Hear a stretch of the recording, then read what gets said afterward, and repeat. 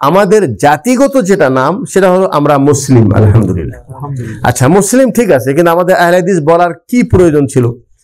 অনেকে মনে করে যে এইভাবে আহলে হাদিস বলাতে মুসলিমদের মাঝে ফেরকা হয়ে গেল, বিভক্তি হয়ে গেল। আমরা আহলে হাদিস এই জন্য বলি যে আলহামদুলিল্লাহ আকীদার মধ্যে যত বিভ্রান্ত আছে, শিরকি এবং কুফরি আকীদা আছে, সেই শিরকি এবং কুফরি আকীদা বাদ দিয়ে একেবারে সরাসরি তাওহীদ পন্থী আকীদা আমরা গ্রহণ করি, আলহামদুলিল্লাহ। সৌদি আরবে দেখেন না, হজ ওমরা করতে আসে মানুষ, আমাদের দেশে মুখে বলছে লাব্বাইক লাব্বাইক লা শারীকা লাক, অথচ হাতে তাবিজ আছে। আর এই তাবিজ পরা যে শিরক, ওই হুজুর জানে না, কিন্তু সৌদি আরবের পুলিশও জানে। এই জন্য তারা বলে তুমি হজ করতে আসছো, তোমার গায়ে শিরিক, এই শিরিক হাতে রেখে তুমি হজ করলে তোমার হজের কোনো ফায়দা নেই, কোনো লাভ নেই। এই যে আহলে হাদিস আন্দোলন আমরা যে সংগঠন করতেছি, এই সংগঠন কিভাবে কাজ করতেছি সংক্ষিপ্ত পরিচয় সেটা হলো আহলে হাদিস আন্দোলন বাংলাদেশ। আসুন পবিত্র কুরআন ও সহিহ হাদিসের আলোকে জীবন গড়ি। হেদায়েতের মালিক আল্লাহ, আমরা শুধু চেষ্টা করি বাস। কিন্তু আলহামদুলিল্লাহ আমি বিশেষ করে আরো খুশি অনুভব করছি এবং আল্লাহ পাকের দরবারে আরো শুকরিয়া জানাচ্ছি যে আমাদের এই ক্ষুদ্র প্রচেষ্টায়, কথার তাসিরে নয়, হয়তোবা আল্লাহ পাক কিছুটা হলেও তিনি পছন্দ করেছেন বিধায় আমার সামনে যে ছাত্রগুলি বসে আছে তাদের চেহারা সুরত, কাপড় চোপড়, তাদের আখলাক, তাদের আমল, তাদের চলাফেরা দেখে আলহামদুলিল্লাহ আমরা মনের ভিতরে তৃপ্তি পাই যে আলহামদুলিল্লাহ আমরা টুটা ফাটা যে কিছু কাজ করছি, এই কিছু কাজ হয়তোবা আল্লাহ কবুল করছে বিধায় আলহামদুলিল্লাহ তার কিছু নমুনা আমরা দেখতে পাচ্ছি। এটার দ্বারা যেমন আনন্দ পাই এবং আমাদের কাজে আরো উৎসাহ পাই, যেহেতু আমরা জানি যে আল্লাহ নবী সাল্লাল্লাহু আলাইহি ওয়াসাল্লাম বলেছেন কিয়ামতের দিন বহু নবী রসুলগণ এমন দাঁড়াবেন যে তাদের উম্মতের সংখ্যা কারো কাছে 2 জন, কারো কাছে 3 জন। নবী রসুল আল্লাহ পাক যাদেরকে দিন প্রচারের জন্যই পাঠিয়েছেন, অথচ তাদের সাথে উম্মত নেই। কত বড় বড় জালিলুল কদর নবীগণ, নূহ আলাইহিস সালাম 950 বছর তাবলীগ করে শুধুমাত্র 81 জন নারী মুসলিম, নারী পুরুষ মিলে, বাচ্চারা সবাই মিলে মুসলমান ওনার নৌকাতে আরোহণ হয়েছিল 950 বছরের মেহনতে। অথচ উনি নবী, ওনার প্রত্যেকটি কথা ওহী ভিত্তিক কথা, ওনার কথার তাসিরের কোনো কমতি ছিল না। কিন্তু আলহামদুলিল্লাহ আল্লাহ আমাদের প্রতি অনেক বেশি দয়াশীল এবং অনুগ্রহশীল। আমরা যারা হেদায়েত বুঝেছি, হেদায়েত গ্রহণ করতে পেরেছি, আমাদের উপর আল্লাহর বিশেষ দয়া যে তারা এত বড় নবী পাওয়ার পরেও হেদায়েত গ্রহণ করতে পারে নাই। কিন্তু আলহামদুলিল্লাহ আল্লাহ আমাদেরকে অতি সহজেই হেদায়েতের পথ দেখাইছে, আলহামদুলিল্লাহ। এবং আমরাও শুকরিয়া জানাচ্ছি যে আলহামদুলিল্লাহ আমাদের এই ক্ষুদ্র প্রচেষ্টায় আলহামদুলিল্লাহ আপনারা যে দিনের সঠিক জ্ঞান পাচ্ছেন বা পেয়েছেন, এবং আপনারা যে আমাদের কথা শুনে এখানে একত্রিত হচ্ছেন, আমাদের সাথে সঙ্গ দিয়ে একসাথে চলতেছেন, তো এটা আমাদের জন্য খুশির ব্যাপার। আমাদের সংখ্যা কম না, আলহামদুলিল্লাহ অনেক বড় সংখ্যা, তাই নয় কি? আলহামদুলিল্লাহ। তো যেহেতু আজকের এই অনুষ্ঠানে বিশেষ করে সাংগঠনিক প্রোগ্রাম এবং কিছু নতুন ভাই আসছেন, তো আমি এখানে খাস ওয়াজ নয়, বরং আমি গুরুত্বপূর্ণ কিছু কথা বলবো, যে কথাগুলি আমরা ইনশাআল্লাহ গুরুত্ব সহকারে শুনবো। প্রথমত আমাদের যে পরিচয়টা আপনারা পেলেন আহলে হাদিস আন্দোলন, এই পরিচয় সম্পর্কে খুবই সংক্ষিপ্ত আকারে আপনাদেরকে বলি। সেটা হলেই যে আহলে হাদিস এটা একটা সম্প্রদায়, সারা বিশ্বেই এখন এর পরিচিতি আছে এবং আলহামদুলিল্লাহ যথেষ্ট বড় সংখ্যায় মুসলমানের মধ্যে এই আহলে হাদিস সংখ্যক মুসলমান ওনারা আছেন। তো আসলে আহলে হাদিস এনারা কারা, বা তাদের এই আহলে হাদিস পরিচয় দেওয়ার বা কি প্রয়োজন ছিল? আহলে হাদিস হলো তারাই যারা পবিত্র কোরআন এবং সহিহ হাদিস নিঃশর্তভাবে গ্রহণ করে সেই অনুযায়ী তারা জীবনযাপন করার চেষ্টা করে। আরেকটু ব্যাখ্যা দিয়ে বলি, আহল মানে হলো ওয়ালা, আর হাদিস মানে হাদিস ওয়ালা। তাহলে আমরা এক অর্থে হাদিসওয়ালা, আর আরেক অর্থে আল্লাহ পাক কোরআনে মাজিদকে কোরআনও বলেছেন, হাদিসও বলেছেন।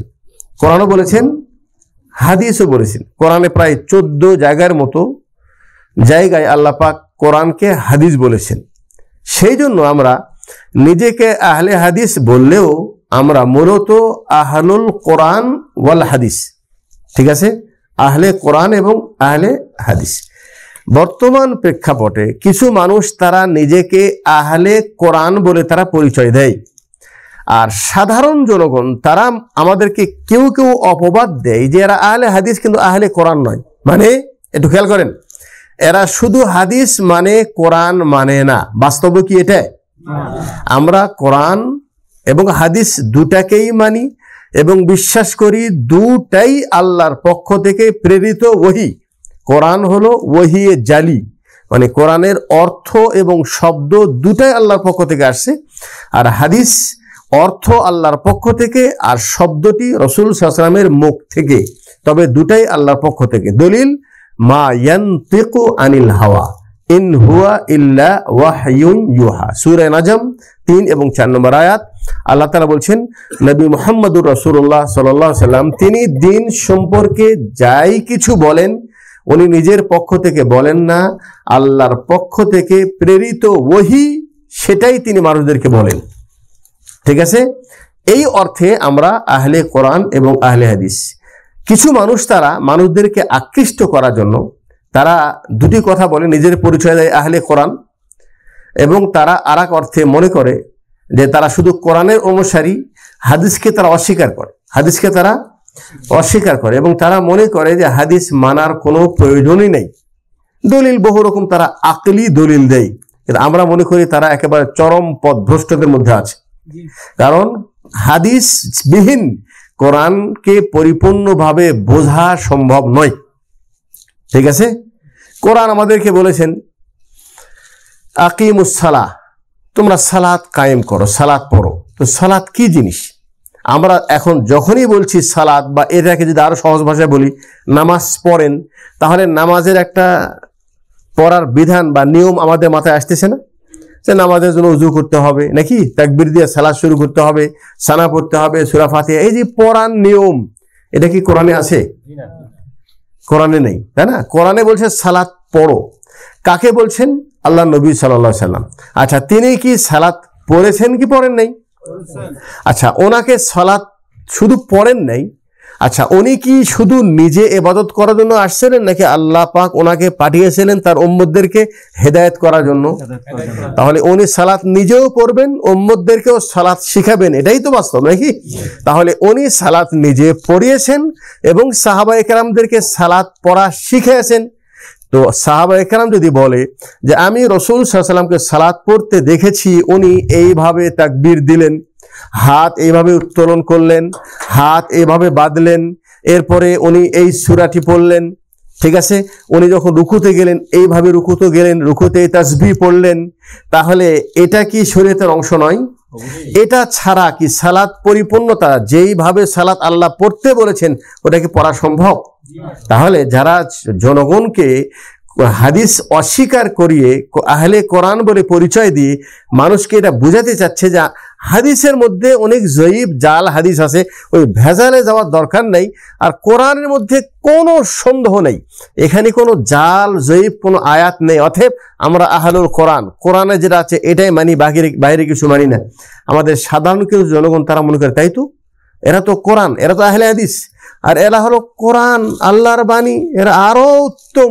এই আহলে হাদিস থেকে অনেকে আবার আহলে কোরআন হওয়ার জন্য চলে যাচ্ছে, অতি বেশি পণ্ডিত, অতি বেশি কি পণ্ডিত, অনেক বেশি বুঝতে যেয়ে তারা আহলে কোরআন হয়ে যাচ্ছে। যাই হোক, তো আমি হয়তোবা সংক্ষিপ্ত আকারে বুঝাতে পারলাম যে আমরা ওই আহলে কোরআন নয়, কিন্তু আমরা আহলুল কোরআন ওয়াল হাদিস, কিন্তু নিজেকে পরিচয় দেই আহলে হাদিস বলে, এটা হলো আমাদের পরিচিতি নাম, এটা আমাদের কি। আর আমাদের জাতিগত যেটা নাম সেটা হলো আমরা মুসলিম, আলহামদুলিল্লাহ। আচ্ছা, মুসলিম ঠিক আছে, কিন্তু আমাদের আহলে হাদিস বলার কি প্রয়োজন ছিল? অনেকে মনে করে যে এইভাবে আহলে হাদিস বলাতে মুসলিমদের মাঝে ফেরকা হয়ে গেল, বিভক্তি হয়ে গেল, বলে কি বলে না? আপনাদের ভিতরে এরকম একটা সন্দেহ থাকতে পারে, ঠিক আছে। আমরা আহলে হাদিস পরিচয় শুধু এই জন্য দেই যে আমরা মুসলিমদের বর্তমান প্রেক্ষাপটের আলোকে আল্লাহ রাসূল সাল্লাল্লাহু আলাইহি ওয়াসাল্লামের ইন্তেকালের 100-200 বছর পরবর্তীতে, এর আগে কোনো কিছু ছিল না, পরবর্তীতে আমরা দেখতে পাচ্ছি যে মানুষরা কোরআন হাদিস মানে, কিন্তু শর্ত সাপেক্ষে মানে, শর্ত সাপেক্ষে মানে। মানুষরা নিজেকে কোনো নির্দিষ্ট মাযহাবের মধ্যে অথবা নির্দিষ্ট ইমামদের অনুসারী হিসাবে অথবা নির্দিষ্ট তরিকায় তারা মানতে চায়। আমাদের দেশে দেখেন, যদি মুসলিমদের অবস্থার দিকে দেখেন, তাহলে আমাদের বর্তমান এখন যেটা সোশ্যাল মিডিয়াতেই শুধু নয়, বাংলাদেশের এখন গুরুত্বপূর্ণ একটা সাবজেক্ট, সেটা হলে যে আমাদের যে জাতীয় সঙ্গীত যেটা আছে, এটাকে আমাদের দেশের জন্য এটা প্রযোজ্য, মানে এটা চলবে কি না, এটা বিতর্ক আছে না? অনেকে মনে করতেছে যে না, এটার উপরে দেশ স্বাধীন হয়েছে, আর এটা যেহেতু সবার মানে সমন্বয়ে জাতীয় সঙ্গীত হয়েছে, অতএব এটার মধ্যে পরিবর্তন করা যাবে না।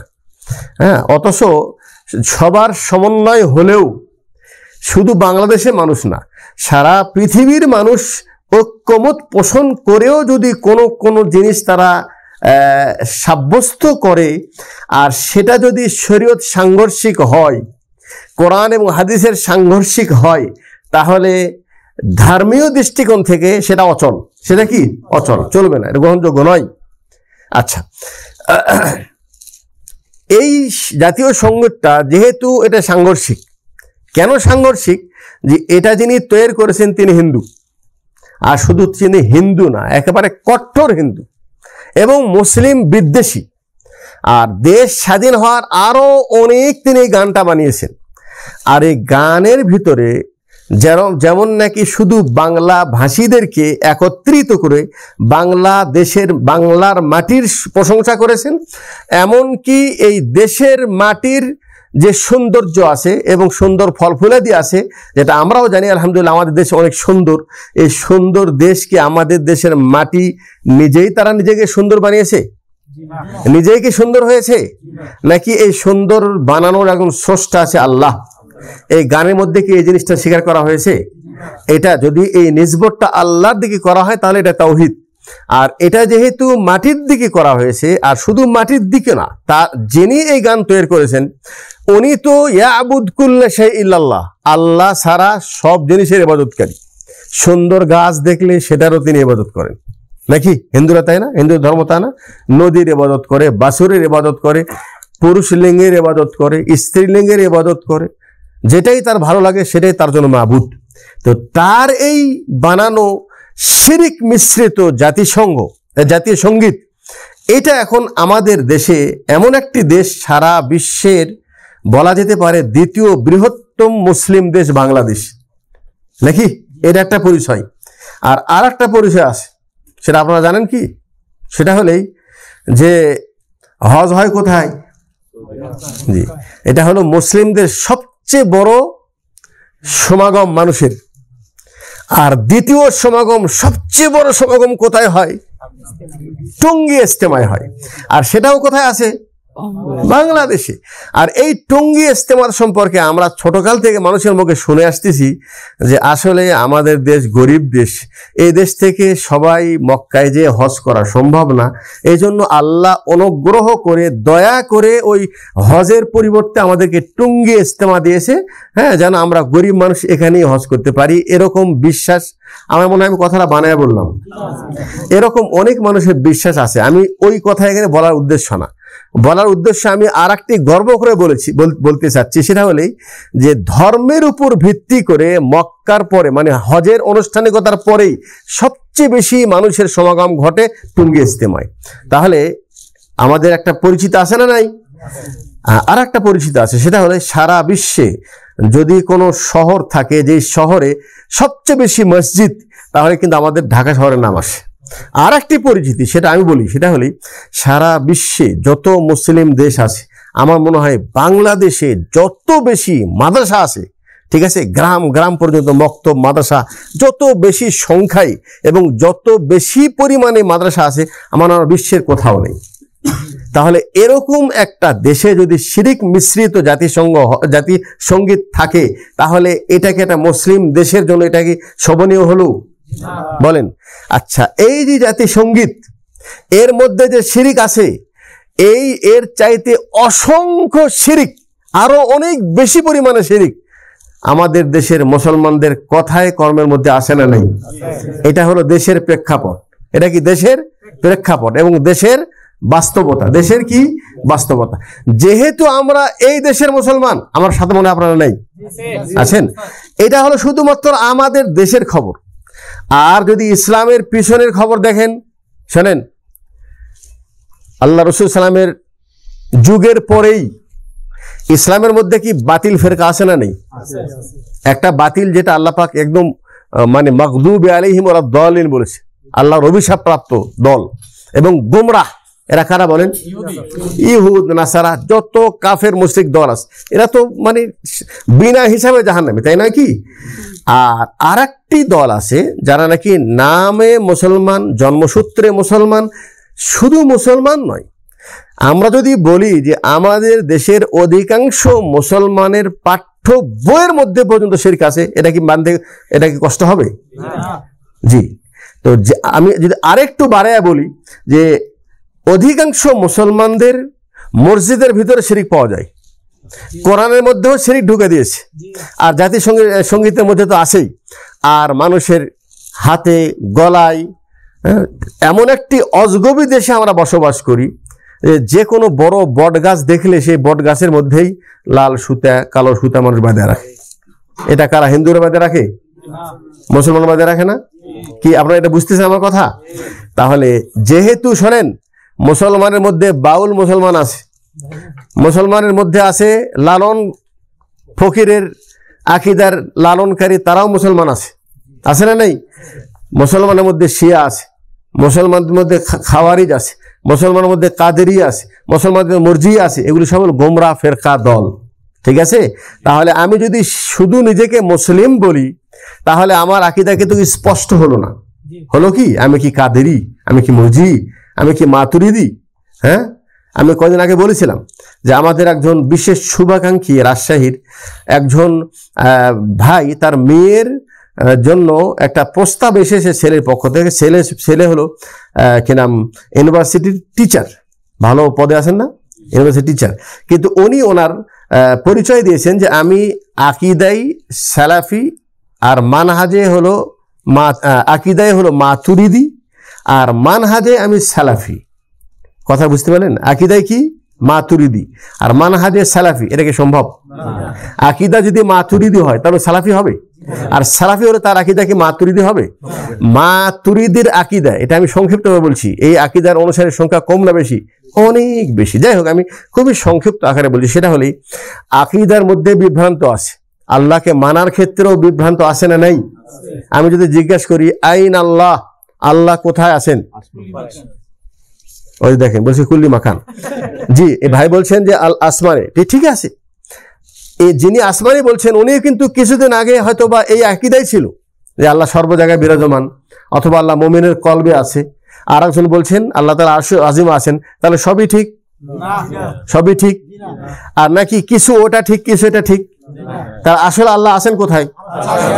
আর যারা বলে আল্লাহ সর্ব জায়গায় বিরাজমান ও মানুষের অন্তরে আছে, এই আকীদাটা কি শিরকি আকীদা, কুফরি আকীদা, না কিছু কিছু চলে? এটা আসলে কুফরি আকীদা। আল্লাহকে আল্লাহ নিজে বলছেন আমি আরশে আজিমে আছি, আর আমরা বানাচ্ছি না আল্লাহ সব জায়গায় আছে, আল্লাহ প্রত্যেক মুমিনের কলবে আছে। এটা বলা মানে হলেই আল্লাহর সিফাতকে অস্বীকার করা, আল্লাহর সিফাতকে অস্বীকার করা। এরকম অসংখ্য। আর একটা উদাহরণ দেই, আল্লাহ তাআলা কি নিরাকার? আল্লাহ কি নিরাকার? আচ্ছা, আমাদের দেশের পাঠ্য বই এটা নাই আল্লাহ নিরাকার। আচ্ছা, আল্লাহ নিরাকার এটা শুধু মনে হয় সাধারণ জনগণ তারা বলে, হ্যাঁ, ছোটখাটো আলেমরা বলে মনে হয়।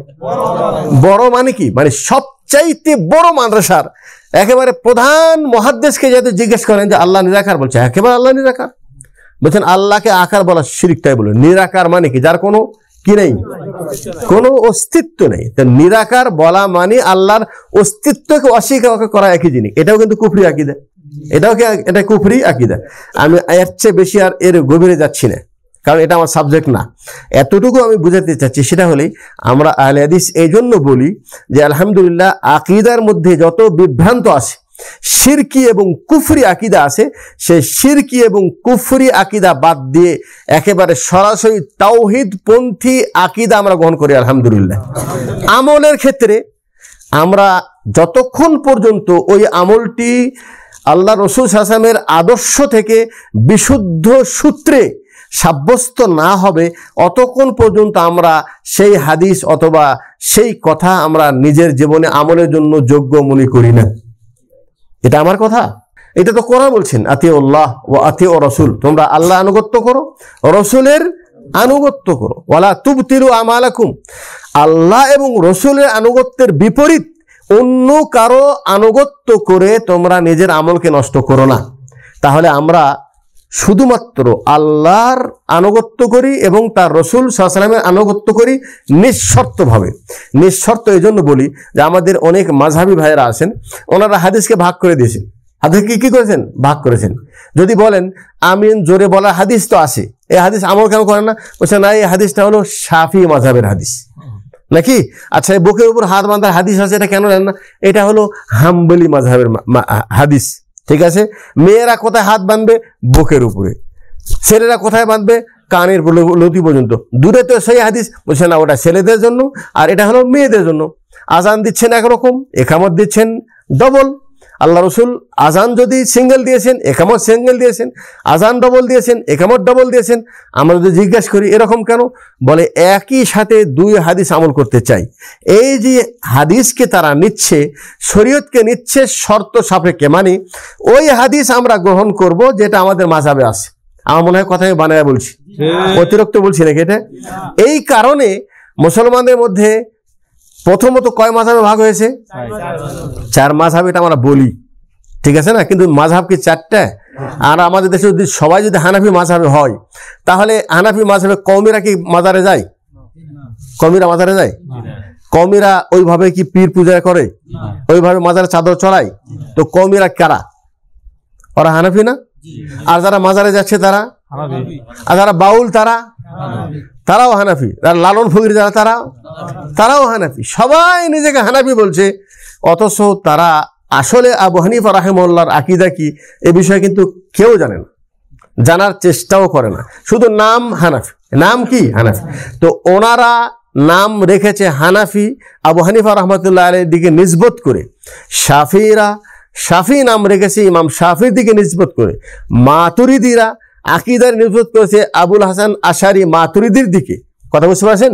হ্যাঁ, ঠিক এইভাবে প্রত্যেকটি দল, প্রত্যেকটি মাযহাব, প্রত্যেকটি তরিকাদের নিজস্ব আলাদা ব্যক্তি আছে, যে ব্যক্তির দিকে নিসবত করে তাদের পরিচয়। আর আমাদের পরিচয় কি? আমাদের ইমাম মুহাম্মদ সাল্লাল্লাহু আলাইহি ওয়াসাল্লাম। ঠিক আছে ভাই? এই জন্য আমরা কোরআন এবং হাদিসের অনুসারী, নিঃশর্ত অনুসারী। আচ্ছা, আমরা কি ফেকা মানি না? আমরা কি মাযহাব মানি না? জি, আমরা মাযহাব মানি, কিন্তু মাযহাব ওইভাবে অন্ধভাবে মানি না। যেইভাবে আমরা হাদিস মানার ক্ষেত্রেও যখন যাচাই করি হাদিসটা সহি কিনা, তো আপনি ইমামদের দিকে নিসবত করে একটা কথা বললেই কি আমরা মেনে নিব? জি না, আমরা দেখব আসলে কথাটা ইমাম বলেছে কিনা, এটা প্রথম দেখব। দ্বিতীয় হলেই যদি আমাদের দেশে বলে আবু হানিফা রাহমাতুল্লাহ আলাইহি উনি এক অজুতে এশা এবং ফজর নামাজ পড়েছে 40 বছর, এই কথা ওনার দিকে নিসবত করে আমাকে বলে মেনে নেব? হ্যাঁ, আমি পাগল, মেনে নেব? উনি কি আল্লাহ রসুলের চাইতে বেশি মানে পণ্ডিত ছিলেন? এটা মানা যাবে না। এই কথা ওনার দিকে নিসবত করেছে, মিথ্যা কথা নাকি? তাহলে ওনার দিকে নিসবত কথা ঠিক আছে কিনা এটাও দেখব, এবং দেখব যে ওনার কথার পক্ষে শরীয়তের কোন দলিল, কোরআন বা হাদিস থেকে দলিল আছে কিনা। কথা বুঝতে পারছেন তো? জি, আমরা আহলুল হাদিস আলহামদুলিল্লাহ, আমরা এই দুটি দৃষ্টিকোণ থেকে আমরা পবিত্র কোরআন এবং সহিহ হাদিস অনুসরণ করি। ইমামদেরকে সম্মান জানাই, সম্মান করি, তবে তাদের যেই কথাটি কোরআন হাদিসের সাথে মিলে সেটা নেই, আর যেটা মিলে না সেটা আমরা কথা নেই না, তার মানে তাকে কোনো দোষারোপ করি না। কথা ক্লিয়ার? এটা হলো আমাদের আকীদা। ঠিক আছে? আন্দোলন কি? আহলে হাদিস আন্দোলন না? আন্দোলন। যে এই সংগঠনের পক্ষে অনেক কথাও আসছে, জিনিসটা আপনাদেরকে ক্লিয়ার করি। সেটা হলে আজকে যে আমরা আলহামদুলিল্লাহ এখানে একত্রিতভাবে বসেছি, এই যে আমার সামনে যে ঘর আছে, এই ঘরটা তৈরি করতে কি কি লেগেছে বলেন? এই ঘরে টিন লেগেছে, হাদিদ লেগেছে, এখানে সিমেন্ট লেগেছে, অর্থাৎ অনেক মিস্ত্রি লেগেছে, তৈরি করতে লাগে নেই। যে এই সবগুলি জিনিসের সমন্বয়ে একটা ঘর। ঠিক আছে ভাই? আচ্ছা, এই দিন যেটা আমরা মানুষের কাছে প্রচার করব, এই দিনটা প্রচার করার জন্য আমাদের মাইকের প্রয়োজন পড়ে নেই? আজকে এখানে বসে ইস্তারা ভাড়া করার প্রয়োজন পড়ে নেই?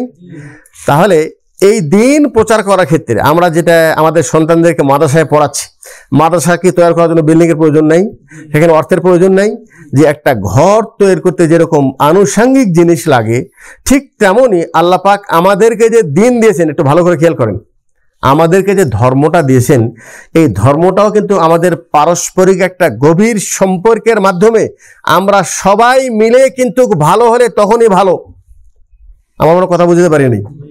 সবাই মিলে ভালো বলতে মানে কি, আমি যে দুই আয়াত পড়েছি আপনাদের সামনে, একটি হলো সূরা নাহলের 112 নম্বর আয়াত। আল্লাহ বলছেন ওয়াদারাবাল্লাহু মাসালান কারিয়াতান কানাত আমিনা। আল্লাহ বলছেন যে আল্লাহ তাআলা একটি গ্রামের উদাহরণ দিচ্ছেন। আচ্ছা, পানি একটু রাখ, পরে একটা গ্রামের উদাহরণ দিচ্ছেন। কানাত আমিনা, ওই গ্রামের লোক অনেক শান্তিতে ছিলেন, নিরাপদে ছিলেন, সুখ শান্তিতে ছিলেন। ফাঁকা বলছেন ওয়াদারাবাল্লাহু মাসালান কানাত আমিনা মুতমাইন্নাতাইন, একদম প্রশান্তিময় ছিলেন। ইয়াতিহা রিজকুহা রাগাদাম মিন কুল্লি মাকান, আর তাদেরকে আল্লাহ পাক বিভিন্ন জায়গা থেকে সব ধরনের রিজিক আল্লাহ পাক তাদের কাছে পাঠাতো। মানে গ্রাম একেবারে শান্তিতে আছেন সবাই মাশাআল্লাহ, আর সব জায়গা থেকে আল্লাহ পাক সেখানে রিজিক পাঠাচ্ছেন, অর্থাৎ তারা দুনিয়াবী ক্ষেত্রে একদম সুখ শান্তিতে আছেন। কি হলো? ফাঁকা ফারাত, তারা কি করলো? আল্লাহর এই নিয়ামতের নাশুকরি করলো। আল্লাহ নিয়ামতে কি করলো? বানি ইসরাইলকে আল্লাহ পাক আসমান থেকে খাদ্য দিয়েছিলেন না? তারা কি বললেন যে এই খাদ্য প্রত্যেক দিন খেয়ে আমাদের মানে এটা ভালো লাগতেছে না, বরং এর বিপরীত আমাদেরকে জমিন থেকে রসুন বের করো, পেঁয়াজ দাও, ডাল দাও, এই দাও, সেই দাও। হ্যাঁ, তা আল্লাহ পাক কি বলছেন যে উত্তম জিনিসের বিপরীত তোমরা অনুত্তম জিনিসকে চাচ্ছ। এটা হলো মানুষের স্বভাব, মানে সুখে খালে ভূতে কিলাই। ভালো ছিল, ইমানদার ছিল, প্রশান্তিময় ছিল, কিন্তু তারা আল্লাহর নাশুকরি করেছে, আল্লাহ নিয়ামতের নাশুকরি করেছেন। আল্লাহ বলেছেন ফাআযাকাল্লাহু লিবাসাল জুই ওয়াল খাউফি বিমা কানু ইয়াসনাউন, তাদের এই কৃতকর্মের কারণে আল্লাহ পাক সেই প্রশান্তিটাই ভয়ে পরিণত করে দিয়েছে। আর আল্লাহ পাক তাদের কাছ থেকে রিজিক সব ছিনিয়ে নিয়ে তাদেরকে ক্ষুধার্ত এবং তাদেরকে গরিবী এবং কি নাম অসহায়ের দিকে আল্লাহ পাক ঠেলে দিয়েছে। তাহলে এই যে গ্রাম, যে গ্রামে আল্লাহ পাক আযাব দিল, ঠিক আছে না, এটা একটি গ্রাম। আর আরেকটি গ্রাম হলো সূরা আরাফের 96 নম্বর আয়াতে আল্লাহ পাক বলছেন ওয়ালাউ আন্না আহলাল কুরা আমানু, যে কোনো গ্রামবাসী তারা যদি ঈমান আনে, ওয়াত্তাকাউ, এবং তারা যদি আল্লাহর ভয় করে চলে, লাফাতাহনা আলাইহিম বারাকাতিম মিনাস সামা, আমি আল্লাহ তাআলা তাদের জন্য আসমান থেকে বরকতের দরজা খুলে দেব। সুবহানাল্লাহ। তাহলে দেখেন, আগের গ্রাম পরের গ্রাম, এখানে কি সমস্ত গ্রামবাসী, একটু ভালো করে খেয়াল করেন, সবাই কি ঈমান এবং তাকওয়ার দৃষ্টিকোণ থেকে সমান? আর যে গ্রামে আল্লাহ পাক আযাব দিয়েছে নাফরমান, সেখানে কি নাফরমানের দৃষ্টিকোণ থেকে সবাই কি সমান? আচ্ছা, এই দুই গ্রামে কোনো মানুষ কি ভালো ছিল না? আগের গ্রামে একটা মানুষও ভালো ছিল না, আর পরের গ্রামে সবাই কি ঈমানদার? আসলে ব্যাপারটা তা না। ব্যাপারটা হলো এই যে প্রত্যেকটি গ্রামেই কিছু ভালো মানুষ থাকবে আর কিছু মন্দ মানুষ থাকবে, ঠিক আছে? আল্লাহ পাক এমন ভাবে এই সমাজটা তৈরি করেছে, আল্লাহ পাক মানুষকে বিভিন্ন স্তরের বানিয়েছে। একজনকে ধনী আর আরেকজনকে গরিব ফকির। ধনীকে বলছে তুমি খাও এবং গরিবদেরকে খাওয়াও, যাকাত দাও, গরিবদেরকে দাও, সাদকা গরিবদেরকে দাও। যদি ধনী তার টাকা গরিবদেরকে দেয়, এটা তো তার দেওয়া হক, দিতেই হবে নাকি? দিলে সে তার হক আদায় করলো এবং তাদের প্রয়োজনটাও মিটলো। উনি যদি না দেয়, আর এ যদি জোর করে তার কাছ থেকে চুরি করে নেয়, তাহলে সিস্টেমটা কি হয়ে গেল? এটা অন্যায়ের দিকে চলে গেল না? জি। তাহলে আল্লাহ পাক এই যে স্তর বানিয়েছে, একজন সম্মানিত, একজন অসম্মানী, একজন আলেম, একজন জাহেল। আলেমের কাজ কি? জাহেলকে বুঝাও। জাহেল কি? বুঝাও। যতদিন ধনীরা গরিবদেরকে যাকাত দিবে, সাদকা করবে, যতদিন আলেমরা জাহেলদেরকে ইলম দিবে, শিখাবে, যতদিন দিনদার মানুষ খারাপ মানুষদেরকে দিনের পথে আহ্বান করবে, এই যে একটার সাথে আরেকটা কি রিলেশন, একটার সাথে আরেকটা কি সম্পর্ক। শরীয়ত আমাদেরকে এমন একটি শরীয়ত দিয়েছেন, রাসূল সাল্লাল্লাহু আলাইহি সাল্লাম তিনি আরেকটি হাদিসে বলেছেন, নোমান বিন বাশির রাদিয়াল্লাহু তাআলা আনহুর হাদিস, মাসালুল মুমিনিনা ফি তাওয়াদ্দিহিম ওয়া তারাহুমিহিম ওয়া তাআতুফিহিম কামাসালিল জাসাদ।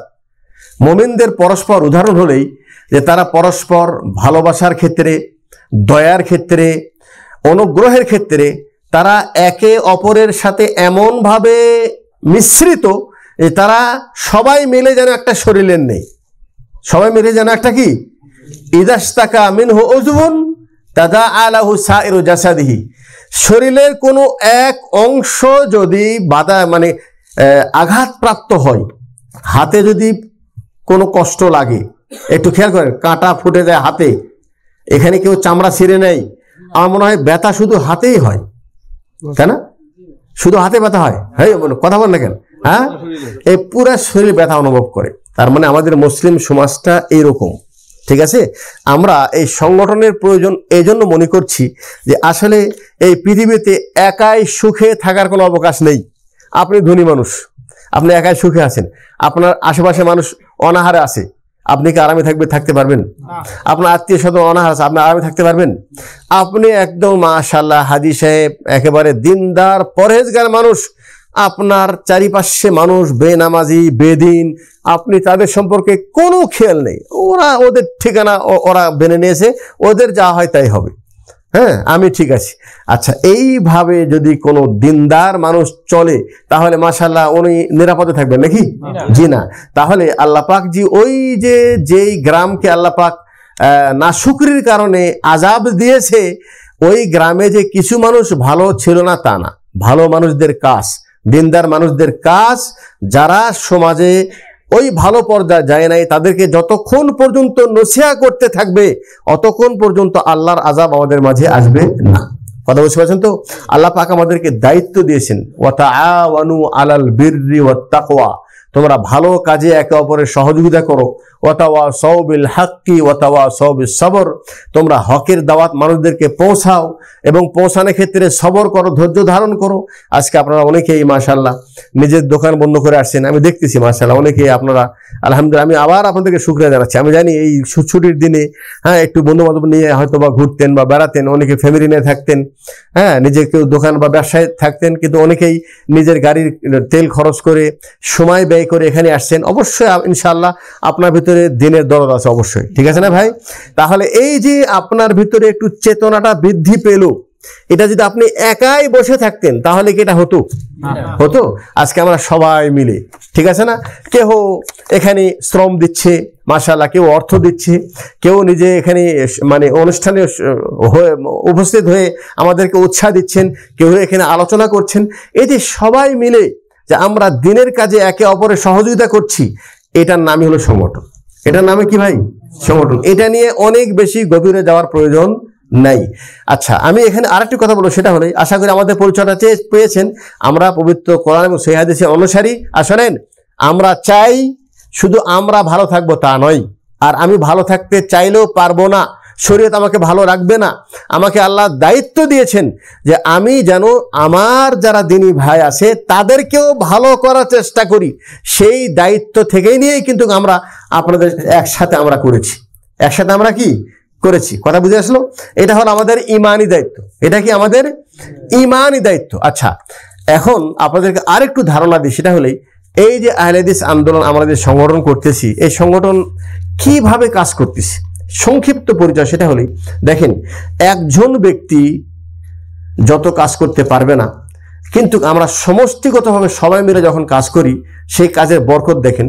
আহলে হাদিস আন্দোলনের এখন বহু দ্বীনি প্রতিষ্ঠান আছে, বহু কি আছে দ্বীনি প্রতিষ্ঠান, একাধিক মার্কাজ, বিভিন্ন শহরে আমাদের নিজস্ব মার্কাজ আছে, প্রতিষ্ঠান আছে। আপনি বলে প্রতিষ্ঠান তো সব জায়গায় আছে, মাদ্রাসা তো সব জায়গায় আছে, জি না, পার্থক্য আছে।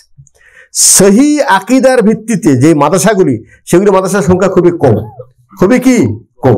আর আমাদের দেশের প্রেক্ষাপট যারা একটু আগে শুনলেন, অধিকাংশ মানুষ আকীদায়ে মাতুরিদি, মাযহাবে হানাফি, এবং তারা আমাদেরকে মুসলমানই মনে করে না।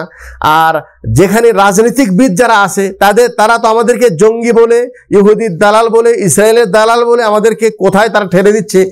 এই প্রেক্ষাপটে আমাদের দেশে সহি আকীদার দাওয়াতি কাজ করা এত সহজ না, এত কি না সহজ না। কিন্তু আলহামদুলিল্লাহ বহু শহরে আমাদের যেমন এরকম প্রতিষ্ঠান আছে, আমাদের নিজস্ব প্রেস আছে, যে প্রেসের মাধ্যমে মানুষের নিকটে আমরা সহি আকিদার দাওয়াত, সহি আকিদা এবং আমলের দাওয়াত আমরা বই আকারে মানুষের কাছে পৌঁছে দিচ্ছি আলহামদুলিল্লাহ। আমাদের প্রত্যেক মাসে মাসিক কি নাম পত্রিকা আছে আর তাহরিক, এই পত্রিকায় আলহামদুলিল্লাহ যত লেখা আসে, গবেষণামূলক লেখা, ফতোয়া আসে, কোরআন হাদিস ভিত্তিক ফতোয়া, সারা বিশ্বের মানুষরা আমাদের কাছে ফতোয়া জিজ্ঞেস করে। এই ফতোয়ার সঠিক উত্তর আমরা লিখিতভাবে প্রত্যেক মাসে পত্রিকায় আমরা মানুষদেরকে প্রচার করতেছি। ঠিক আছে, আমাদের সংগঠনের শাখা আছে দেশ বিদেশ বহু জায়গায় সাধ্য অনুযায়ী। আমরা অত বড় সংগঠন না, আর যদি আল্লাহ নিজে বলছেন ওয়াকালিলুম মিন ইবাদিয়াশ শাকুর, নিজেকে যদি একটু ভেজাল মুক্ত রাখতে চান তাহলে আপনার সংখ্যা যে অনেক বেশি হবে তা না, সংখ্যা কম হবে। সংখ্যা কি হবে? কম হবে। আর মানুষকে ফ্যাসিলিটি দিয়ে নিজের কাছে রাখা অথবা ওটাও ঠিক এটাও ঠিক, এই নীতিতে যদি আমরা চলি তাহলে মানুষের সংখ্যা অনেক বেশি হবে। ঠিক আছে, কিন্তু আমরা যদি কারো হাতে গলায় তাবিজ দেখা বলি যে তুই আহলে হাদিস আন্দোলনের কর্মী আর তোর গলায় তাবিজ, মানে অসম্ভব, এখন তাবিজ খুলে ফেললি, ও যদি আকীদা বোঝে থাকবে, না হলে পরদিন আর আমাদের কাছে আসতো না নাকি? এই নীতির উপর যদি, আচ্ছা এই নীতি কি শুধু আমাদের? আলহামদুলিল্লাহ সৌদি আরবে দেখেন না, হজ ওমরা করতে আসে মানুষ আমাদের দেশে, মুখে বলছে লাব্বাইক লাব্বাইক লা শারীকা লাক লাব্বাইক, অথচ হাতে তাবিজ আছে। আর এই তাবিজ পরা যে শিরিক, ওই হুজুর জানে না, কিন্তু সৌদি আরবের পুলিশও জানে, হ্যাঁ এখানে আর্মিরাও জানে। এই জন্য তারা বলে তুমি হজ করতে আসছো আর তোমার গায়ে শিরিক, এই শিরিক হাতে রেখে তুমি হজ করলে তোমার হজের কোনো ফায়দা নেই, কোনো লাভ নেই। ঠিক আছে, ওই হাজি সাহেব যদি বোঝে ভালো, আর না বুঝলে তাবিজ সৌদিরা কিন্তু বলে না যে তুমি খুলা রেখে দাও, বলে না, এরাও চালাক, জানে যার আকীদা চেঞ্জ হয়েছে কিনা জানি না, ওই তাবিজ খুলে ওরা নিয়ে নেই, যা এখন যা। কথা বুঝতে পারছেন তো? ওই তাবিজ দিলেই দেখবেন ওরা এখানে বলবেন না, ভিতরে যা বলবে ওরে আল্লাহ তাবিজ তো বড় হুজুর দিয়েছে, এটা খোলার পর যে কি হবে আল্লাহ জানি, কোন বিপদ আসবে, জিন ধরে কিনা। হ্যাঁ, আরে বাবা তাবিজ তো পরের কথা, ওই বট গাছে যে লাল সুতা বাঁধা আছে, ওই বট গাছের ডাল একটু কাটতে পারেন তো দেখেন, ওইগুলো কেউ কাটতে যাবে? বলবো ওরে সর্বনাশ, এই গাছ অনেকেই কাটতে, এরকম কিস্সাও বানাই যে এই গাছ অনেকে কাটার চেষ্টা করেছে, কিন্তু যখনই আড়ি দিয়ে এখানে ফোঁস মারে রক্ত নাকি বের হয়। এরকম বহু ইতিহাস কাহিনী আছে, কিন্তু তার মানে হলো তারা মনে করে এই গাছের ভিতরে অনেক কিছু আছে, এর মধ্যে অনেক বড় কিছু আছে, হ্যাঁ জিনের বসবাস আছে, হ্যাঁ তারা এখানে কর্তৃত্ব দেখায়, আর এই গাছ কাটা যাবে না, এরকম ইতিহাস আছে না? নাই। কিন্তু আলহামদুলিল্লাহ যাদের আকীদা পরিবর্তন হয়েছে, যে আপনারা আলহামদুলিল্লাহ, এই জন্য আমরা গর্ব করে বলি, আমাদেরকে যদি এখনো না চেনে থাকেন, আমি এক কথাই বলবো, সেটা হলেই যদি আপনি আপনার উপর আন্তরিক হন, আন্তরিক মানে আপনি কি জান্নাত যেতে চান না? ইনশাআল্লাহ জি, আপনি যদি জান্নাত যাওয়ার ক্ষেত্রে আন্তরিক হন, তাহলে আমি আশা রাখি, এটা আমার ইয়কিনের সাথে বলছি, যে আমরা যে বিশুদ্ধ আকীদা এবং মানহাজ আপনাকে দিব ইনশাআল্লাহ, আমাদের এর মধ্যে কোনো ভেজাল নেই, কোনো কি নেই, ভেজাল নেই। আপনি যদি সত্যি জান্নাতের পথিক হন, আমার কথা মানার প্রয়োজন নেই, আপনি সহি আকীদা মানহাজের উপরে চললেই আপনি অটোমেটিক আমাদের আকীদার উপরে চললেন, একই, কোনো পার্থক্য নেই সারা বিশ্বে। ঠিক আছে, যারাই সহি আকীদার অনুসারী আলহামদুলিল্লাহ তাদের আকীদা আমাদের আকীদা এক, এবং এটাই সিরাতে মুস্তাকিম, এটাই জান্নাতে যাওয়ার পথ। আপনি যদি আপনার প্রতি আন্তরিক হন, তাহলে এরকম বহু মানুষ আছে আলহামদুলিল্লাহ, তারা ওই দেশে যে ওই বড় বট গাছ কেটে ফেলতেছে, আছে না নাই? তারা বলছে দেখি আমরা নিজ হাতে কাটবো, ক্ষতি হলে আমার হবে। ওর মা বাপ মানে পায়ে ধরে কাঁদে, না বাবা এত বড় কাজ করতে যেও না। হ্যাঁ, কিন্তু মা বাপ তো আকীদা বোঝে নেই, ছেলে তো আকীদা বুঝেছে। ছেলে বলছে আপনি দেখেন আমি মারা যাবো তো সমস্যা নেই, দেখেন যে গাছ কেটে ডাল কেটে সব ফেলে দিয়েছে, কোথায় রক্ত কোথায় জিন, কিছুই না। এটা হলো মানুষের একটা ভুল আকীদা, মানুষের কি ভুল আকীদা। তাহলে যেহেতু আলহামদুলিল্লাহ আমাদের দেশের, যেটা বললাম যে আলহামদুলিল্লাহ সাংগঠনিকভাবে বিভিন্ন জেলাতে আমাদের সাংগঠনিক শাখা আছে, দেশ বিদেশে আছে, আলহামদুলিল্লাহ সাংগঠনিকভাবে আলহামদুলিল্লাহ আমরা প্রত্যেক কর্মীদেরকে সহি আকীদা এবং সহি মানহাজের শিক্ষা দিই। কি দেই? শিক্ষা দিই। আজকে যে আপনাদেরকে এখানে এই ইস্তারহা নিয়ে অনেক টাকা পয়সা খরচ করে আপনাদেরকে এখানে নিয়ে আসছি, শোনেন আমি ব্যক্তিগতভাবে মনে করি যে এটাও আমার উপর একটি বড় আমানত, আমার উপর কি বড় একটি আমানত। আমি আপনাদের টাকা ব্যয় করালাম, ব্যয় করায় আপনাদেরকে এখানে নিয়ে আসলাম, নিয়ে এসে আপনাদেরকে কি দিলাম, এটা এত সহজ মনে করেন না। দায়ী হওয়া যায়, কিন্তু দায়ীর দায়িত্ব বোঝা এত সহজ না। আমি আপনাদেরকে যা কিছু দিচ্ছি এর দায়ভার কি আমার উপর আসবে না? আপনি কিয়ামতের দিনে বলবেন না যে আমার ওস্তাদ আমাকে বলছে, বলবেন না ইয়াউমা তুকাল্লাবু উজুহুম ফিন্নার ইয়াকুলুনা ইয়া লাইতানা আতা'না আল্লাহ ওয়া আতা'না আর রাসূল। কিয়ামতের দিন জাহান্নামীরা তারা বলবে, আফসোস, আমরা এই হুজুরের কথা না শুনে যদি কোরআন এবং হাদিসের, যদি আল্লাহ এবং তার রাসূলের আনুগত্য করতাম তাহলে জাহান্নামে আসতাম না। ঠিক আছে? ওয়াকালু রব্বানা ইন্না আতানা সাদাতানা ওয়া কুবারানা ফাআদাল্লুনা সাবিলা। আর আমরা আমাদের সমাজে যারা বড় বড় লিডার, বড় বড় শেখ, আমি নিজের কথাই বললাম, বড় বড় আলেম, হ্যাঁ, বা বড় বড় দরবেশ, তাদের কথা শুনেছি আর তারা নিজেও পথভ্রষ্ট ছিল, আমাদেরকেও পথভ্রষ্ট করেছে। তারপরে কি বলবে? রব্বানা আতিহিম দিফাইনি মিনাল আযাব ওয়াল আনহুম লানান কাবীরা। আল্লাহকে বলবেন, আয় আল্লাহ, জাহান্নামে আমরাও আছি, তারাও জাহান্নামে, অতএব আমাদের দাবি যে আমাদের ডবল শাস্তি আল্লাহ তুমি তাদেরকে দাও, কারণ তারা আমাদেরকে পথভ্রষ্ট করলো কেন। তাহলে আমি আপনাদেরকে যদি ভুল শিক্ষা দেই, মনে রাখবেন শরীয়তের একটা নীতিমালা আছে, মান সান্না সুন্নাতান হাসানা ফালাহু আজরুহা ওয়া আজরু মান আমিলা বিহা।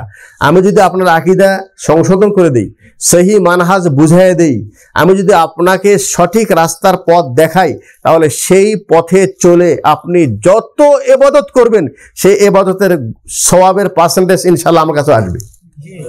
এর বিপরীত আমি যদি আপনাকে ভুল পথে পরিচালিত করি, ভুল তরিকা শিখাই, ভুল মানহাজ শিখাই, ভুল আকীদা শিখাই, সেই ভুল আকীদার গুনাহ সেটাও আমাকে বহন করতে হবে। এই জন্য মনে করি আপনি যে টাকা দিয়ে এখানে খরচ করছেন সেটাও একটি বড় আমানত। এই আমানতটা আমাদের সবার, যিনি টাকা দিয়েছেন, যিনি ইলম দিচ্ছেন, যিনি শ্রম দিচ্ছেন, কিয়ামতের দিন বলবে যে শেখ এনারা আহলে হাদিস আন্দোলনের পক্ষ থেকে প্রোগ্রামে আসছিলাম, এখানে এত টাকা দিয়েছি, কিন্তু সেটা আমাদেরকে সঠিকভাবে ব্যয় করে নেই। তাহলে এই যে সংগঠন চালানা, একত্রিত কাজ করা, অন্যের হকের সাথে নিয়ে যাওয়া, এটা কিন্তু এত সহজ ব্যাপার না, এত কি না সহজ ব্যাপার না। এটা আমরা ইমানি দায়িত্ব মনে করি। সেই দায়িত্ব থেকে আমরা যতটুকু আলহামদুলিল্লাহ আমরা আল্লাহ আমাদেরকে তৌফিক দিয়েছেন, দেশ বিদেশে এলেম শিখে যতটুকু আমরা বুঝেছি সেই বুঝের আলোকে আলহামদুলিল্লাহ আমরা মনে করি ইনশাআল্লাহ আল্লাহ রাসূল সাল্লাল্লাহু আলাইহি ওয়াসাল্লামের ওই হাদিস, ইফতারাকাতিল ইয়াহুদ ওয়ান নাসারা আলা 72 ফিরকা, ইহুদ নাসারা 72 দলে বিভক্ত হয়েছে, আমার উম্মতেরা 73 দলে বিভক্ত হবে, সবাই জাহান্নামে যাবে, একটি দল যাবে জান্নাতে। রাসূলকে জিজ্ঞাসা, একটি দল কারা? মা আনা আলাইহি ওয়া আসহাবি, যেই আদর্শের উপর আমি আছি, আমার সাহাবী আছে, আমি সেই আদর্শের উপর যারা থাকবে, যারা কি থাকবে, আমরা মনে করি ইনশাআল্লাহ ওই আদর্শের উপরেই আমাদের আকীদা এবং মানহাজের, হ্যাঁ, ওই আকীদার উপর আমাদের মানহাজ এবং আমাদের আকীদা আলহামদুলিল্লাহ পরিচালিত আছে। ঠিক আছে ভাই, শেষ কথা যেটা বলবো সেটা হলো এই, আমি আহলে হাদিসের আন্দোলনের সদস্য হলাম, কিন্তু ফজর সালাত পড়ি না, একেবারে জান্নাতের ফেরদাউসে বুঝে যাবেন, তাই না? আহলে হাদিস আন্দোলন করি, কিন্তু আকীদার মধ্যে শিরক আছে, জান্নাতে যাবেন। আহলে হাদিস আন্দোলন করি, কিন্তু আমার আমলের মধ্যে বেদাতকে সাপোর্ট করি, কি তাহলে আন্দোলন কর্মী হবে? অতএব আজকের এই কর্মী সম্মেলন আমি বিশেষ করে যারা এখানে উপস্থিত আছেন, আমি সকল ভাইদেরকে বলছি, শোনেন, শোনা মুসলমান আর জানা মুসলমান দুটো এক নয়। কুল হাল ইয়াস্তাবিল্লাযীনা ইয়ালামুন ওয়াল্লাযীনা লা ইয়ালামুন। শোনা শুধু কাজ করবেন, অমুক হুজুর এটা বলছে, অমুক এটা বলছে, এই আজকে কি প্রশ্ন করলো? শোনা প্রশ্ন একটা কে কই দিলার কই কি শোনা প্রশ্ন ছিল? আজকে দুপুরে প্রশ্ন করলেন যে, হ্যাঁ, কি প্রশ্ন ছিল? হ্যাঁ, বলছে কাবাঘর নির্মাণ করেছে হিন্দু, এরকম বক্তৃতা আসতেছে, যে বক্তৃতা আসতেছে না, কারা? হিন্দুরা দিচ্ছে, মুসলমানরা বক্তৃতা দিচ্ছে। তো এইরকম বহু কথা তো সমাজে প্রচলিত হচ্ছে, বেড়াচ্ছে কথা, তাই নয় কি? অতএব এই শোনা কথাই ইসলাম মানা, আর জাগ্রত জ্ঞানের আলোকে আমি আবার আরেক কথা, শেষ কথা বলছি, সেটা হলেই কখনোই আমার কথা শুনে, আমার ডিগ্রি দেখে, আমার দিকে আকৃষ্ট হয়ে আপনি কোনো কাজ করবেন না। আপনি আমার কথাটা কোরআনে হাদিসের সাথে মিলাই দেখবেন, আরো আলেমকে জিজ্ঞেস করেন যে শেখ যে কথাটা বললো যে গাছের সাথে সুতা বাঁধলে কোনো উপকারে আসবে না, কথাটা ঠিক নাকি ঠিক না, এটা যাচাই করেন, সমস্যা কি? হ্যাঁ, আর তাওহীদের আমরা যে ব্যাখ্যা দিই, এই ব্যাখ্যাটা ঠিক আছে কিনা, এটা আপনি যোগ্য আলেম, শোনেন, আলেমও কোন আলেম হতে হবে? ফাসআলু আহলা যিকরি ইন কুনতুম লা তা'লামুন। ওই আলেমকে জিজ্ঞাসা করো যার কাছে ওহীর জ্ঞান আছে, যে বলবে এটা কোরআনের কথা, যে বলবে এটা হাদিস থেকে এটা সাব্যস্ত, আর যে বলবে এটা আমাদের মাযহাবে আছে, ওটা কি আল্লাহর পক্ষ থেকে ওহী ভিত্তিক কথা বলছে তিনি? জি না, ওহি ভিত্তিক যিনি কথা বলেন তার কাছে জিজ্ঞাসা করে যদি আমাদের কথা সঠিক মনে হয় সেটা মানতে পারেন। আমাদের কথা কেন, কারো কথা চলবে না শরীয়তের সামনে, নাকি আবু বকরের কথা চলবে না, ওমরের কথা চলবে না, আবু হানিফার কথা চলবে না, ইমাম শাফি হারামের ইমাম, কারো কথা চলবে না। কথা চলবে কাল আল্লাহ কাল রসুল, আল্লাহর কথা রসুলের কথা। এই কথার উপর কারো কোনো বেমত আছে? আর বেমত করলে কি সে মুসলমান থাকবে? থাকবে না। কিয়ামত পর্যন্ত একটাই নীতিমালা, সাহাবীদের জন্য একটাই নীতিমালা ছিল। সাহাবীদের কোনো পীর ছিল? সাহাবীদের কোনো মাযহাব ছিল? সাহাবীদের কোনো খানকা ছিল? হ্যাঁ, তাহলে কোনো তারা যে আকীদার উপর ছিল কিয়ামত পর্যন্ত সেই আকীদাই হবে জান্নাতে যাওয়ার পথ। কথা বুঝতে পারছেন তো? অতএব আপনার নাম যত সুন্দর হোক, আপনার পরিচয় যত ভালো হোক, আপনার সঙ্গ যত ভালো মানুষের সাথে হোক, জান্নাতে যাওয়ার জন্য আপনার পরিবর্তন আপনাকে অবশ্যই নিজে নিয়ে আসতে হবে। ঠিক আছে? আকীদার মধ্যে তাওহীদ থাকবে, আমলের মধ্যে সৎ কর্মশীল হবে। আর শেষ কথা বলবো, সেটা হলেই আপনি যদি সত্যিই আহলে হাদিস হন এবং আহলে হাদিস আন্দোলন কর্মী হন, তাহলে দয়া করে আপনি আল্লাহ পাক, আমি মনে করি আল্লাহ আপনাকে একটি বড় নিয়ামত দুনিয়া দান করেছে। আলহামদুলিল্লাহ, এই বিভ্রান্তের মধ্যে আপনি আলহামদুলিল্লাহ সঠিক আকীদা বুঝেছেন, সঠিক মানহাজকে চিনেছেন। আপনি এই নিয়ামতটাকে ছোট করে দেখার কোনো অবকাশ নেই। ছোট করে দেখলে আল্লাহ নাশুকরি হবে, ছোট করে দেখলে কেউ আল্লাহর নাশুকরি হবে। আপনি একটু দেখেন না, ডান পাশে আরো চারিপাশে একটু ঘোরেন, আরো লোকদের সাথে চলাফেরা করেন, আরো মাযহাব তরিকা লোকদের সাথে চলেন, দেখেন ওরা কি বলছে, কি করতেছি, আমরা কি বলছি, আমরা কি করতেছি, আমরা দেশে কিভাবে কাজ করতেছি, দেশে যা একটু দেখেন, যাচাই বাছাই করেন। ঠিক আছে ভাই? আলহামদুলিল্লাহ, আশা করি ইনশাআল্লাহ আপনি সত্যি যদি আপনার প্রতি আন্তরিক হন তাহলে আল্লাহ শুকরিয়া আদায় করবেন। আর প্রত্যেক কর্মীকে বলবো যে আপনি একটু আপনার সংগঠনের প্রতি আন্তরিক হন। কি হন ভাই? আন্তরিক হন ইনশাআল্লাহ। ঠিক আছে? আন্তরিক মানে হলেই আপনি আসলেই কি আপনি যেটা করছেন এটা সঠিক আছে কিনা এটা একটু যাচাই বাছাই করেন। সঠিক, আমার আকীদা ভুল হতে পারে, আমার কর্মে আমার প্রতি আপনার কোনো বিষয়ে কোনো প্রশ্ন থাকতে পারে, সেখানে এই ভুল আছে, সেখানে এটা ত্রুটি আছে। এই ত্রুটি আমার ব্যক্তিগত ত্রুটি, কিন্তু আমার সাংগঠনিকভাবে অথবা আমরা যে আকীদা মানহাজের যে দাওয়াত আপনাদেরকে দিচ্ছি তার মধ্যে কোনো ত্রুটি আছে কিনা এটা দেখেন। ব্যক্তির কারণে কোনো সংগঠনকে দোষারোপ করা যাবে না। কথা বুঝেছেন তো? আর আপনিও যেন এমন না হন যে আপনার কারণে সংগঠন যেন কোনো প্রশ্নের সম্মুখীন না হয় যে আহলে হাদিস আন্দোলনের কর্মী এই ফজর সালাত পড়ে না, তাহলে এটা আমরা কি করবো বলেন? এইভাবে কিভাবে বুঝাবো? কথা বুঝতে পারছেন তো? এই জন্য আলহামদুলিল্লাহ আমরা তো এখানে শ্রম দিচ্ছি, টাকা দিচ্ছি, একত্রিত হয়েছি। আমাদের মূল লক্ষ্য উদ্দেশ্য কি বলেন? আমাদের লক্ষ্য উদ্দেশ্য কি? নির্ভেজাল তাওহীদের প্রচার ও প্রতিষ্ঠা এবং জীবনের সর্বক্ষেত্রে পবিত্র কোরআন এবং সহিহ হাদিসের অনুসরণের মাধ্যমে আল্লাহর সন্তুষ্টি অর্জন করা, বিনিময় জান্নাত, এটা তো উদ্দেশ্য নাকি? তাহলে শুধু সাথে চললেই হবে? কথা বলেন, সাথে চললে হবে? জি না, অবশ্যই আপনি ইনশাআল্লাহ আপনার প্রতি আন্তরিক হবেন এবং আপনার কর্মের প্রতি আন্তরিক হবেন এবং আল্লাহর পক্ষ থেকে আপনাকে যে দায়িত্ব দিয়েছেন আপনি আপনার জায়গা থেকে সাধ্য অনুযায়ী এই দায়িত্বটা একটু পালন করার চেষ্টা করেন। আল্লাহ পাক যেন আমাদের প্রত্যেক মুসলিম ভাইদেরকে সহি আকীদা, সহি মানহাজ বোঝার জন্য তৌফিক দান করে এবং আল্লাহ পাক আমাদের প্রত্যেককেই ওই পথে পরিচালিত করে যেই পথ মানুষদেরকে জান্নাতে নিয়ে যাবে। সকল বিভ্রান্তকর পথ এবং দিক নির্দেশনা থেকে আমাদের সকল মুসলিম ভাইদেরকে নিরাপদে রাখুন।